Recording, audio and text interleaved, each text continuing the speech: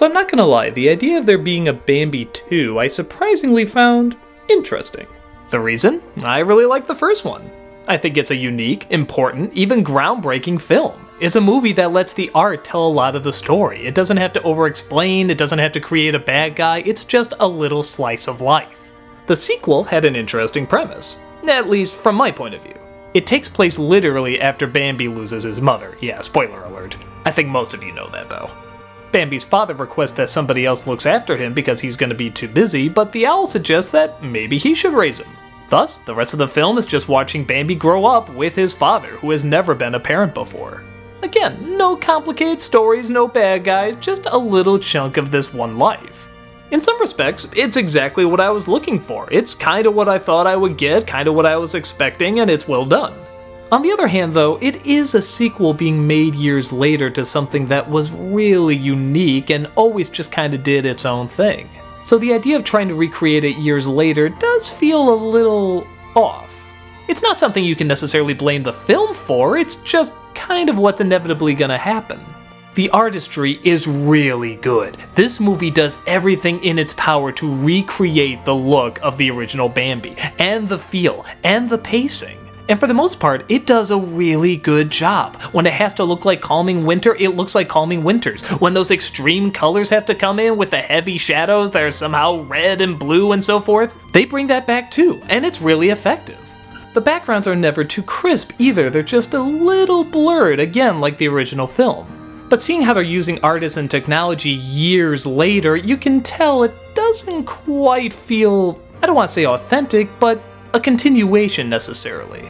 You're always aware they're trying to capture the magic and the originality of the first one, and that never ever leaves.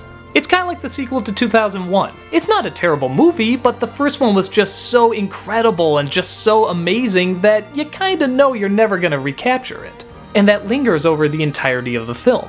But on top of that, there are some other problems too. One is there are songs of the time period thrown in and they are kind of distracting, which, again, not to act like all the songs in the original Bambi were timeless, but these really do kind of take you out of the environment. Not Tarzan bad or Return to Neverland bad, but still noticeable. The biggest problem, or maybe I should say pet peeve, is the father himself, played by Patrick Stewart. Now Patrick Stewart is a perfect choice. He sounds just like the original actor, he seems strong and firm, and yeah, this is a really good actor. But I guess the way I always imagined the father was stern and strict and didn't really laugh that much and didn't really show much vulnerability. He was the leader of the force, he couldn't show weakness, he had to be tough all the time. So I figured that would translate over into him being a parent. And while that's what they're clearly trying to do, he does show a little too much vulnerability. He plays it more like the confused parent, the fish out of water, not yuck or anything like that, but clearly he doesn't know what he's doing. And of course eventually he lets his guard down and he goes play with Bambi and has fun, and then he realizes, oh, he was supposed to be stern and strict, and yeah, it's just kinda that thing. It's not awful, it's just not how I imagined that character. There was so much more mystery and strength to him when he only said one or two things. When he first sees Bambi in the first one, just stares down at him and doesn't say a thing. That is so intimidating. I thought that was the father I was going to get. But instead we get lines like, a prince doesn't woo-hoo. Bambi, a prince does not woo-hoo. A prince walks tall, a prince doesn't show weakness. It's stuff you imagine the mother from Brave saying.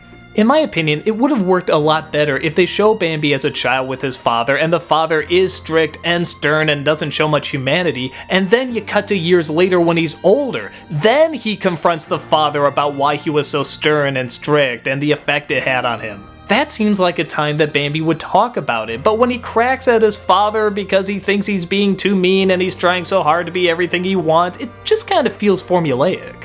And of course the father feels hurt but can't show the emotion, but then he has to see something that Bambi does that proves his worth, and you know it. But again, it's not done bad. It is still just sort of watching Bambi's life, and it's done very similar to how the first film is. A lot of playful moments, a lot of nice artistry, a lot of dark moments, but a lot of nice stuff too. Any problems I have are kinda nitpicky. For example, there's this one deer that's kind of a bully, but he's not the villain or anything, he's just kind of a jerky, fragile kid, and I think they're building up that this is the bully that then confronts him years in the future. He even says at the end, one day we'll meet up again, and I'm thinking, you didn't need to make that connection. I like that this was just a jerky deer. It's the forest, it's nature, predators, you just kinda get it. There's also a particularly messed up scene where one of the hunters in the distance uses a deer call and it sounds like his mother. Mother?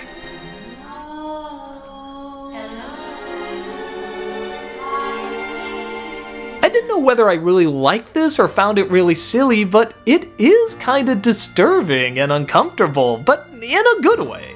So overall, it is good, it just can't be the first one like I feel it's trying to be. But I really give credit to the directors and artists and writers for trying to be the first one. They didn't have to, they could just thrown some direct-to-DVD, light animation, oh, Bambi and Thumper get in trouble, and just all sorts of bullcrap like that, but they do put in the good pacing, they do put in the character, they do put in the artistry, they do put in the suspenseful moments. In some respects, I didn't want to know what happened to Bambi in between those years. It's kind of like finding out what happened to Batman after his parents died. You'd kind of like it being a mystery.